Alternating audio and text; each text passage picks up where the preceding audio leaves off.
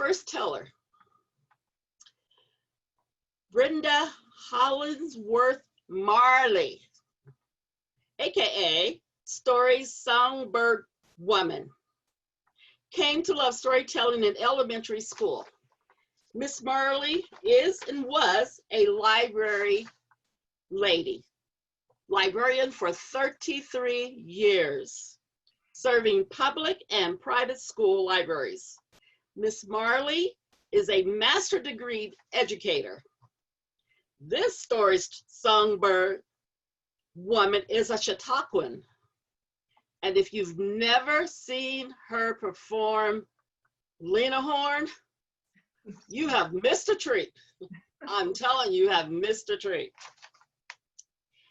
She is a public speaker and a writer, a dancer, a drummer, a puppeteer, and a vocalist who uses the art of engagement and dramatic action to tell personal and fictional stories.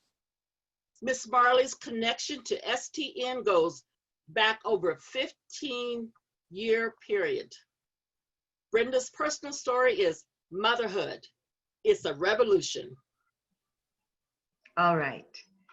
From Africa to America, we, the African American people of the United States, have been crossing bridges. From Africa to America, we have been traveling a mighty long time.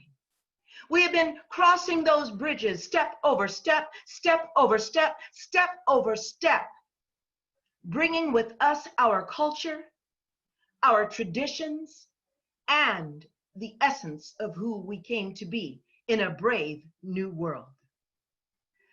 As you listen to the story, I want you to think about the fact that I, as an African-American woman, have many branches to my tree.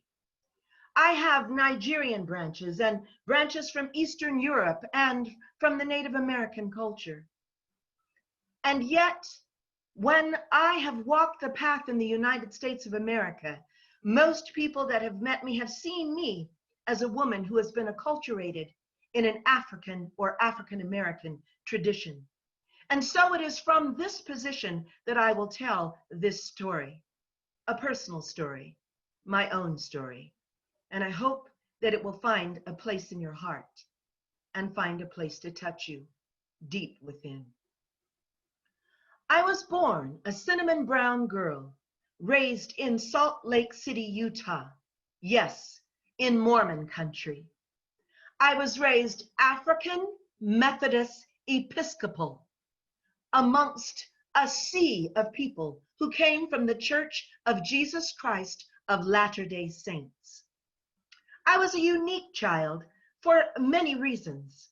One was that not only was I a member of a very small church in Salt Lake City, Utah, the only historic AME church in the entire state, I was also a young child of color. I had a specific gift that I felt I'd been blessed with, and that was the gift of song. However, I was told as a little girl that I was not musically inclined. I listened to a series of beeps when I was in Salt Lake City, Utah at the elementary school. And based upon the series of beeps, the adults in my world told me that I was definitely not musically inclined and that I should, well, not even think about music. I shouldn't think about much, actually, growing up as a child of color in Utah, except for that I had a pride in who I was. And so my story this evening is going to touch on the resilience and the revolution of motherhood. When I was a young girl, I walked amongst many, and I would read the clouds. I walked amongst my friends and family, and I saw stories in the clouds even as a very young girl.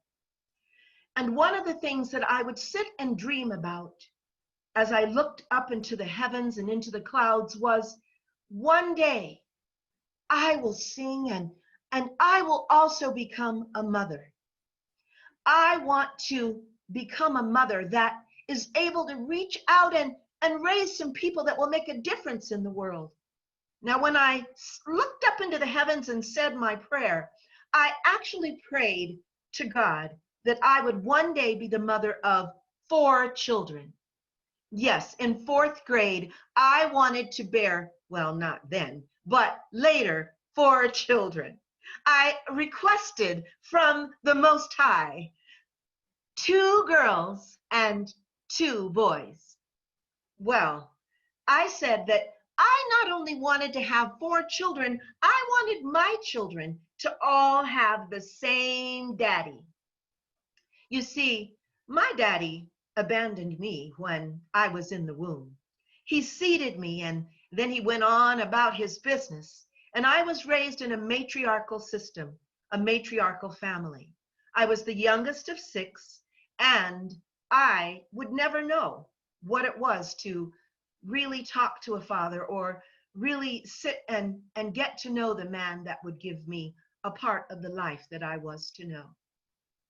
And so as I grew up in Salt Lake City and went through elementary school and then progressed off into what we called middle school and then made my way to high school, I have to tell you that I met a man. Yes, when I was 17 years old, I met a man that I decided, well, we decided that we were going to get together.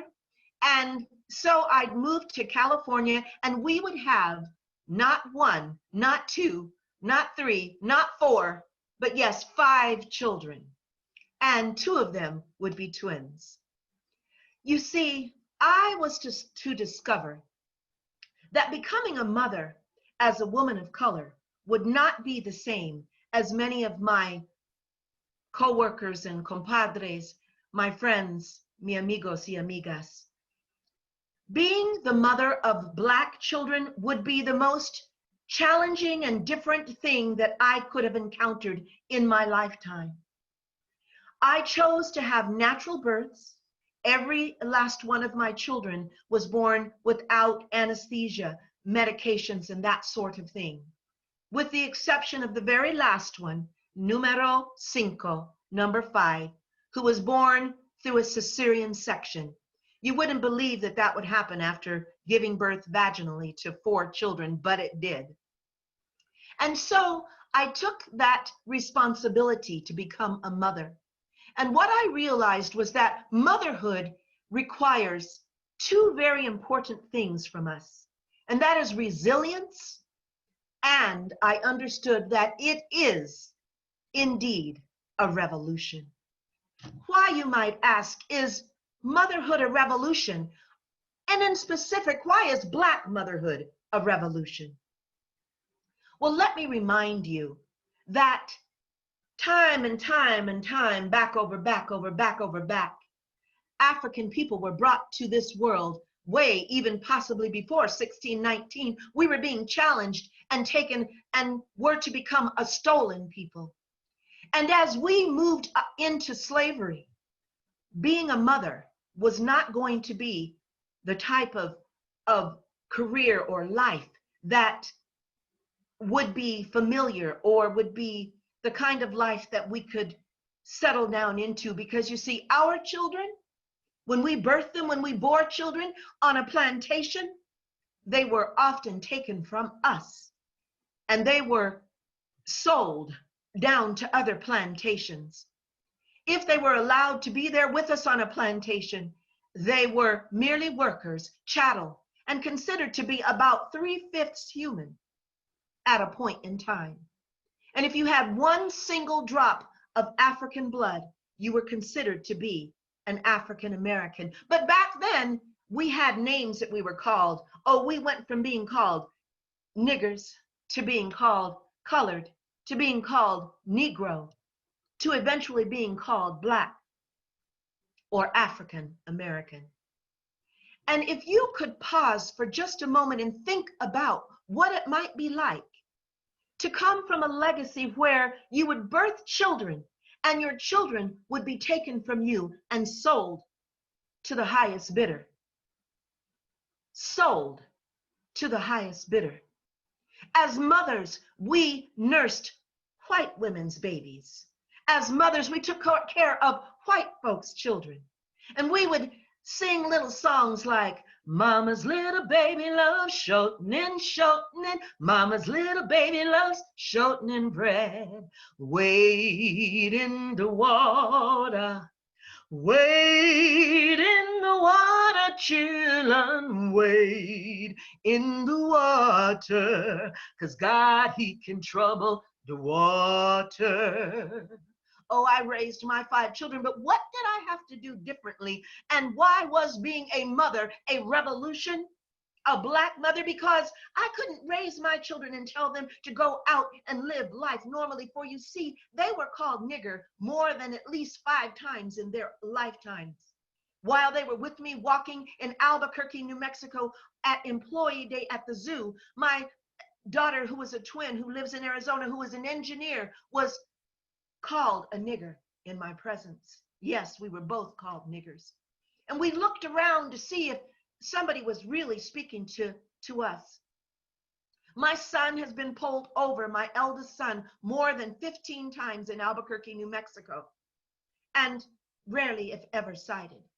My eldest daughter, Neema Kamaria Hanifa, was pulled over 14 times in her Honda Civic, primarily because she had big, bushy hair, and she was a person of color. Wade in the water. You see, you can't raise little colored children, little Negro children, little Black children to go out into life and look for that job or apply for that apartment or live in that neighborhood without understanding that your very life is a revolution. The fact that you were born, the fact that you live Black, that you walk Black, that you sleep Black in your bed, like Breonna Taylor, who was shot while sleeping. I call upon those names of people who raised Black children, but always had to wonder if they would make it to adulthood in the hood, if they would make it out of the ghettos of life.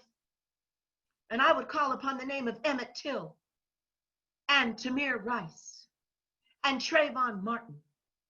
And I would call upon the name of Breonna Taylor. I would call upon the name of Sandra Bland. I would call upon those names of Black children born to Black mothers who didn't make it. Yes, being a Black mother is indeed a revolution, and it requires the resilience of a lifetime. And we have to pray our children into the walks of life and know that when we let them go, they have to develop wings like eagles to be able to fly and to soar and to keep their countenance amongst those that would hate them and want to destroy them. Oh, yes. I even wrote a song about motherhood, a song that was important to me and honored my very own mother. A mother's love is unending. A mother's love is true. She stands erect like the Statue of Liberty with the precious love for you. She's like a tree that keeps on giving, a rainbow after rain. She's my lily in life's valley, and she's the one who will share my pain. A change is going to come. There was an old song that many folks sang as they walked into the revolution, into the civil rights movement. They said, "Oh, freedom, oh, freedom, oh, freedom over me, and before I'll be a slave, I'll be buried in my grave and go home to my Lord and be free." You see, a change has got to come. It's 2020, and I'm still having to remind my grown children and my grandchildren that they have to walk a different walk and understand resilience in a true revolution. Raising Black children is my contribution to this revolution.